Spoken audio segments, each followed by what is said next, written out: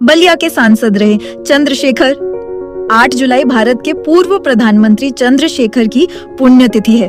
उन्हें भारतीय राजनीति में युवा तुर्क के नाम से भी जाना जाता है। वे ऐसे नेता थे जिन्होंने सत्ता से अधिक सिद्धांतों और जन सरोकारों को महत्व दिया। उनका राजनीतिक जीवन संघर्ष, सादगी और बेबाकी का प्रतीक माना जाता है। बलिया से शुरू हुई राजनीतिक यात्रा उत्तर प्रदेश के बालिया जिले के इब्राहिमपट्टी गांव में 17 अप्रैल 1927 को जन्मे चंद्रशेखर का शुरुआती जीवन ग्रामीण परिवेश में बीता। छात्र जीवन से ही उनमें नेतृत्व की क्षमता दिखाई देने लगी थी। उच्च शिक्षा पूरी करने के बाद उन्होंने सक्रिय राजनीति में कदम रखा और जल्द ही राष्ट्रीय स्तर पर अपनी अलग पहचान बनाई। बलिया की जनता से उनका रिश्ता केवल चुनावी नहीं बल्कि भावनात्मक था। वे कई बार बलिया लोकसभा क्षेत्र का प्रतिनिधित्व करते रहे और क्षेत्र के विकास, किसानों तथा युवाओं की समस्याओं को संसद में मजबूती से उठाते रहे। युवा तुर्क के रूप में पहचान कांग्रेस के भीतर रहते हुए चंद्रशेखर उन नेताओं में शामिल थे जो सरकार की नीतियों पर खुलकर अपनी राय रखते थे। इसी स्पष्टवादिता के कारण उन्हें युवा तुर्क कहा गया। बाद में उन्होंने कांग्रेस छोड़ दी और समाजवादी विचारधारा के साथ आगे बढ़े।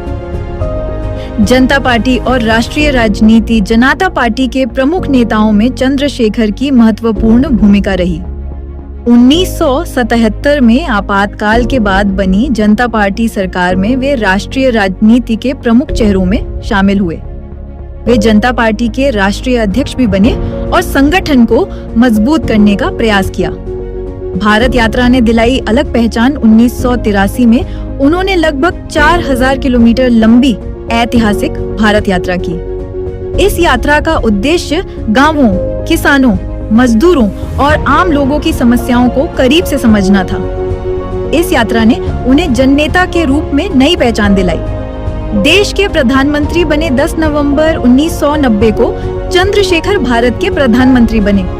हालांकि उनका कार्यकाल लगभग 7 महीने का रहा और जून 1991 तक ही वे इस पद पर रहे, लेकिन कठिन राजनीतिक परिस्थितियों में भी उन्होंने देश का नेतृत्व किया। बलिया से कभी नहीं टूटा रिश्ता। प्रधानमंत्री बनने के बाद भी चंद्रशेखर का अपने गृह जनपद बलिया से गहरा लगाव बना रहा। वे अक्सर कहते थे कि उनकी राजनीतिक ताकत बलिया की जनता है। क्षेत्र के विकास, सड़क, शिक्षा और किसानों के मुद्दों को उन्होंने लगातार उठाया। सादगी और स्पष्टवादिता की मिसाल चंद्रशेखर का जीवन सादगी, ईमानदारी और स्पष्टवादिता के लिए जाना जाता है। राजनीतिक विरोधियों के बीच भी उनकी साफगोई और व्यक्तिगत संबंधों का सम्मान किया जाता था। वे मानते थे कि राजनीति का उद्देश्य केवल सत्ता प्राप्त करना नहीं बल्कि समाज की सेवा करना है। निधन और विरासत। 8 जुलाई 2007 को लंबी बीमारी के बाद नई दिल्ली में उनका निधन हुआ। उनके निधन के साथ भारतीय राजनीति ने एक ऐसे नेता को खो दिया जिसने विचारों, संघर्ष और जन सेवा की राजनीति को नई दिशा दी। आज भी क्यों याद किए जाते हैं चंद्रशेखर?